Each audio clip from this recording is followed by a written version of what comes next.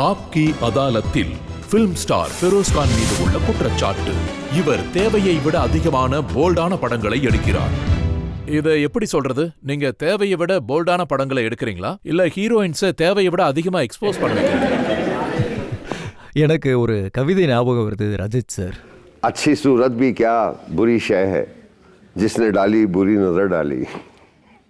இது காலிப் சாரோட கவிதை. சொல்லுங்க. अच्छी सूरत भी क्या बुरी शय है जिसने डाली बुरी नजर डाली. அதாவது நான் இது வரைக்கும் எந்த ஹீரோயினோட ட்ரெஸ்ஸையும் கலட்டல. நீங்க என்னோட எந்த படத்தை வேணாலும் எடுத்துக்கங்க. நான் எனக்கு வல்கரான படத்தை எடுக்க பிடிக்காது. அது ரொம்ப கீழ்த்தரமா தெரியும். ஆனா நான் சென்சுவலா இருந்திருக்கேன். என்னோட படங்கள் எப்பயுமே சென்சுவலா தான் இருந்திருக்கு. அதுக்கு ஒரு மாடர்ன் பார்வையை கொண்டு வந்தேன். இதுக்கு முன்னாடி வந்த படங்கள் மாதிரி இல்லாம என் படம் கொஞ்சம் போல்டா இருக்கும். அதாவது அவங்க போடுற ட்ரெஸ்ஸஸா இருக்கட்டும், அதாவது நினைச்சதெல்லாம் ஹீரோயின்ஸ் போடுறது, அதே மாதிரி ஹீரோஸ் போடுறது. நான் குர்பானி படத்தோட எக்ஸாம்பிள் சொல்றேன். ஷோலே மாதிரியான படங்கள் வயலன்ஸா இருந்தாலும் அதுக்கு யூ சர்டிபிகேட் கிடைச்சது. ஆனா குர்பானி படத்துக்கு ஏ சர்டிபிகேட் கிடைச்சது. ஏன்னா ஹீரோயினியோட ட்ரெஸ் குறைவா இருக்கிற காரணத்தினால. முதல்ல ஏ தான் கொடுத்தாங்க. அதுக்கப்புறம் நான் இங்க ஃபைட் பண்ணேன். நான் ஷோலேவை எக்ஸாம்பிளா காட்டினேன். அந்த படத்துக்காக நிறைய ஃபைட் பண்ணேன். அதுக்கப்புறம் தான் குர்பானி ரிலீஸ் ஆச்சு. அது ஏ கிடையாது. ஆனா ஜாபாஸ் தான் ஏ. முதல்ல உங்க படத்துக்கு ஏ சர்டிபிகேட் கொடுத்தாங்க. அந்த ஏவை நான் யூவா மாத்தினேன். சண்டை போட்டு டெல்லிக்கு வந்தேன். தயாவானுங்கிற ஒரு படத்தை பத்தி குறிப்பு வந்துச்சு. அந்த படத்துல மாதுரி தீக்ஷித்தும் வினோத் கண்ணா ஒரு நிமிஷம் கிஸ் பண்ற சீன் இருந்தது. ஆமா, அதாவது பாத்தீங்கன்னா அங்க ஒரு சென்சார் லேடி இருந்தாங்க. விஷயம் என்னன்னா அந்த சென்சார் லேடி தான் சீஃபா இருந்தாங்க. அவங்க தான் அங்க ஆஃபீஸர். அவங்க ஒரு லேடி. அவங்க கேக்குறாங்க, ஃபெரோஸ் சார் என்ன இது? நான் சொன்னேன், மேடம், அதாவது நீங்க காதலிச்சிருக்கீங்களா? எஸ், ஆமா, என்னோடது லவ் மேரேஜ்னாங்க. ஆமா, அவங்க ஒத்துக்கிட்டாங்க. அதுக்கு நான் சொன்னேன், நான் என்ன அப்படி தப்பு பண்ணேன்? அந்த சீன்ல ஒரு முதலிரவு நடக்குது. ஒரு கப்புள் இருக்காங்க. அந்த சீன்ல ஒரு பாட்டும் ஓடுது. இன்று திரும்ப உன் மீது காதல் வந்தது, அதிகமாக வந்துள்ளதுன்னு. அதுதான் நம்மளுடைய சினிமா ஹிஸ்டரியிலேயே லாங்கஸ்ட் கிஸ். 1.5 minute இருக்கும். நான் அவங்க கிட்ட சொல்லிட்டேன், நீங்க ஃபுல்லா எடுக்கிறதா இருந்தா எடுத்துருங்க, ஆனா ஒரு ஃப்ரேம் கட் பண்ணாதீங்கன்னு. நிறைய ஆர்கியூ பண்ண அவங்க ரொம்ப டிக்னிஃபைடா நடந்துக்கிட்டாங்க. எஸ், நீங்க சொல்றது கரெக்ட் தான். மெம்பர்ஸும் வந்தாங்க. அந்த சீன்ல எங்க வல்காரிட்டி இருக்குன்னு காட்டுங்க. ஒரு ஆண் முதல் இரவுல இருக்கான், மனைவியோட பெட்ல இருக்கான். இது அவங்களோட சீன். இதுல என்ன தப்பு இருக்கு? இதுல எனக்கு தப்பே தெரியல. 1.5 நிமிஷத்துக்கு கிஸ்ஸிங் சீன் வச்சுட்டு அதுல எந்த தப்பும் இல்லைங்கிறீங்களே. ஹிஸ்டரியிலேயே ரொம்ப லாங்கான கிஸ்ஸிங் சீன் இதுதான். இதை நீங்க தப்பு இல்லைன்னு சொல்றீங்க. ஐ மீன் ரஜித் சார், நான் என்ன சொல்லுவேன், ஆக்சுவலி பாத்தீங்கன்னா 24 மணி நேரம் கிஸ் பண்றாங்க. ஆனா அதுக்கப்புறம் மாதுரி தீக்ஷித் கிட்ட கேட்டப்போ எனக்கு என்ன நடந்துச்சுன்னு தெரியலன்னு அவங்க சொல்லிட்டாங்க. அதாவது எனக்கு மாதுரிஜி மேல நிறைய மரியாதை இருக்கு. அவங்க எங்க காலத்துல ரொம்ப ஒரு சிறந்த நடிகை. இத நான் கேட்டப்போ ரொம்ப ஆச்சரியமாவும் இருந்தது, ரொம்ப வருத்தமாவும் இருந்தது. ஏன்னா நான் ஒன்னும் கன்னை வச்சு நீங்க இதை பண்ணிதான் ஆகணும்னு சொல்லல. அதாவது ஷூட்டிங்ல அவங்க அம்மா எப்பயுமே கூட இருப்பாங்க. நான் மாதுரி கிட்ட சொன்னேன், மாதுரி, நீங்க உங்க அம்மா கிட்ட சொல்லுங்க, அந்த சீன்ல வெறும் 3% மட்டும்தான் இருந்தாங்க. நான் கேமரா ஆப்ரேட் பண்ணேன். என்னோட Kamal Bose, one of the most ரொம்ப சிறந்த லைட்டிங் மேன்.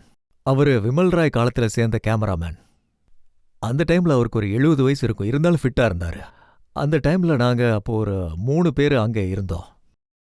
ஒரு செட்டு போடப்பட்டிருந்தது ஸ்லம்ல. அதாவது தயவான் செட் இருந்தது. நான் கேமரா ஆப்ரேட் பண்ணிட்டு இருந்தேன். ஆப்ரேட்டர் ஆப்ரேட் பண்ண சொல்லல. நான் சொன்னதை அவங்க அம்மாவை போக சொல்லிட்டாங்க. அவங்க அம்மா போனது ரொம்ப நல்லதா போச்சு. அவங்க ரொம்ப அன்கம்ஃபர்டபுளா ஃபீல் பண்ணுவாங்க.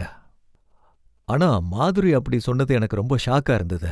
எனக்கு என்ன நடந்ததுன்னே தெரியலன்னு சொல்றாங்க. அவங்க என்ன போதையில இருந்தாங்க, எனக்கு அது தெரியல. எனக்கு ரொம்ப ஆச்சரியம் தான். ஆனா ரொம்ப ஆச்சரியம். எனக்கு அவங்க மேல ரொம்ப மரியாதை இருக்கு. நான் சொல்லி ஆகணும், நிறைய மரியாதை இருக்கு. ஆனா எப்பெல்லாம் நீங்க படம் எடுக்கிறீங்களோ, அது குர்பானியா இருக்கட்டும், தர்மாத்மாவா இருக்கட்டும், ஜாபாஸா இருக்கட்டும், ஒவ்வொரு முறையும் நீங்க சென்சார்ல சண்டை போட்டிருக்கீங்க. ஆமா, அந்த மாதிரி வாக்குவாதம் நடந்தது. குஃப்தாகிவிலே ஆர்குமெண்ட் நடந்தது. தர்மாத்மா டைம்ல அந்த படத்துக்கு ஏ சர்டிபிகேட் கொடுத்தாங்க. 48 கட்டிங் கொடுத்தாங்க. தர்மாத்மா ஷோலே 2 ஒன்னாதான் வந்தது. அதனால நான் டெல்லிக்கு வந்தேன். நான் இங்க வந்து ரொம்ப நாள் இருந்தேன். அந்த டைம்ல குஜ்ரால் சார் வந்து இன்ஃபர்மேஷன் மினிஸ்டரா இருந்தாரு. 28 நாள் போராடினேன். அவங்க சொன்ன அந்த 48 கட்ஸ நான் அப்போஸ் பண்ணேன். என் படத்தோட ட்ரெய்லரும் அப்படியே பண்ணேன். ரஜத் சார், 48 கட்ஸ் கொடுக்கற அளவுக்கு நீங்க ஏன் அப்படி ஒரு படம் எடுக்கிறீங்க? அதாவது பாத்தீங்கன்னா அதுக்கப்புறம் நான் திரும்ப போகவே நீங்க இல்லை. மறுபடியும் குர்பானி எடுத்தா திரும்பவும் சென்சார் கூட சண்டை போடுவீங்களா? இல்ல, கண்டிப்பா சண்டை நடக்காது. அதாவது நான் என்ன நினைக்கிறேன்னா, சென்சார்ஸும் முன்ன மாதிரி இல்ல. இப்போ உலகம் ரொம்பவே மாறிடுச்சு வேற. உங்களுடைய மிகப்பெரிய ஹிட் படமான குர்பானி அத ரீமேக் பண்றதுக்கு காரணம் உங்க மகன் ஃபர்தீனுக்கு ஹிட் கொடுக்கறதுக்காக தானே சொல்றாங்க. இது ரொம்ப தவறான கருத்து ரஜத் சார். ஒரு விதத்துல சொல்ல போனா ஆமா, என்னோட ஆசை என்னன்னா ஒரு ஹிட் ஃபிலிம் நான் என்னோட ஃபர்தீனுக்கு கொடுக்கணும்னு நினைக்கிறேன். அது என்னோட வாழ்க்கை நோக்கம்னு சொல்லலாம். அண்ட் நம்ம வாழ்க்கையில எப்பவும் ஜெயிச்சுக்கிட்டே இருப்போம்னு சொல்ல முடியாது. ஹிட்ஸ் ஃபெயிலியர்ஸ் எல்லாமே இருக்கும். ஆனா ஒரு விஷயம் உண்மை, குர்பான் ஒரு பெரிய சேலஞ்சா தான் இருந்தது எனக்கு. நான் எடுத்த படங்கள் வந்து பாத்தீங்கன்னா அந்த டைம்ல நல்ல ஹிட் ஆச்சு. இன்னைக்கு இருக்கிற காலகட்டத்துல படங்கள் நிறைய டெக்னிக்ஸோட வருது. அது எனக்கே சேலஞ்சிங்கா இருந்தது. எனக்கே 6 மாசம் எடுத்தது. அதாவது இந்த படத்தை மறுபடியும் நான் ரீமேக் பண்றதுக்கு நான் வந்து மியூசிக்கையும் மேட்ச் பண்ணணும். புரியுதா? அதுல ஃபெரோஸ் கான் வினோத் கண்ணாவை தேடணும். நாசி இந்த ஹாசனை படத்துல யாரு கண்டுபிடிக்கணும். ஃபெரோஸ் கான், யாரு வினோத் கண்ணா? ஃபிரோஸ் கான் வந்து நம்ம ஃபர்தீன் கானா இருப்பாரு. நான் வந்து அம்ஜத் கான் ரோல் ப்ளே பண்றேன். அப்புறம் இன்னொரு ஹீரோயினும் செட் ஆகல. அப்புறம் ஹீரோயினும் செட் ஆகல. ஜாக்கி சராஃப் ஒரு முக்கியமான ரோல் பண்றாரு. இன்னொரு பொண்ணும் இன்னும் சரியா செட் ஆகல. டேட்ஸ் ப்ராப்ளம் இருக்கு. எனக்கு சூட் ஆகிற டேட்ஸ் பார்த்து ஸ்டார்ஸ் எனக்கு செட் ஆனா எனக்கு தெரிஞ்சு ஒரு 6 மாசத்துல படத்தை உருவாக்க முடியும். From November to April. அதை வந்து நான் கம்மிங் தீபாவளியில ரிலீஸ் பண்ணுவேன். நீங்க நடிச்சிருக்கிற படங்கள் எல்லாம் நீங்க இருந்தீங்கன்னா கூட ஹீரோவும் இருப்பாரு. ஒருவேளை நீங்க ஹீரோவா இருந்தா சைடு ரோல்ல ஒருத்தர் இருப்பாரு. ஆனா ஒவ்வொரு படத்துலயும் நாங்க பார்த்தது என்னன்னா அந்த இன்னொரு ஹீரோ வந்து இறந்துருவாரு. ஆனா ஃபெரோஸ் கான் எல்லாத்துலயும் தப்பிச்சிடுறாரு. அது தற்செயலா நடந்தது. அதாவது இல்ல, ஜானஷீனை தவிர ஃபர்தீன் கான் என்ன சுட்டு கொல்லுவாரு. புள்ளன்னு வந்துட்டா என்ன? அப்ப இந்த புது படத்துலயும் அதே மாதிரி தான் நடக்குமா? ஃபர்தீன் தப்பிச்சிருவாரா?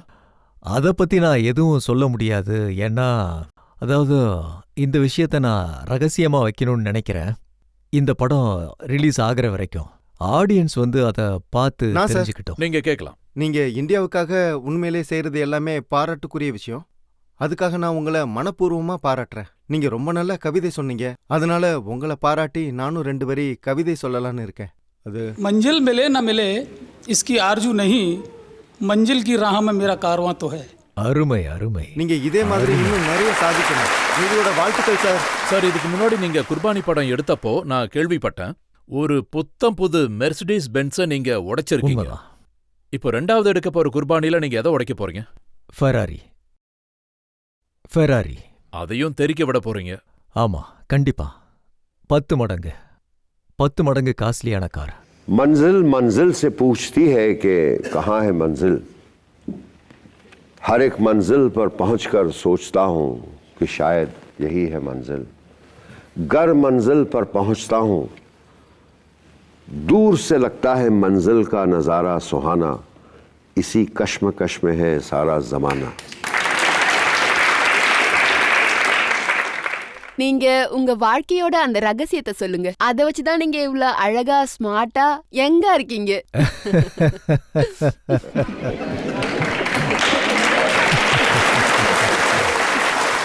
நான் ரகசியத்தை சொல்றதுக்கு ஒண்ணுமே இல்ல. மனசு தூய்மையா இருக்கு, நேர்மையா இருக்க. மனசு தூய்மையாவும் நேர்மையாவும் இருந்தாலே போதும். न मोहब्बत के लिए न दोस्ती के लिए वक्त रुकता नहीं किसी के लिए। अपने दिल को न दुख दे यूं ही इस जमाने की बेरुखी के लिए। वक्त के साथ साथ चलता रहे यही बेहतर है आदमी के लिए।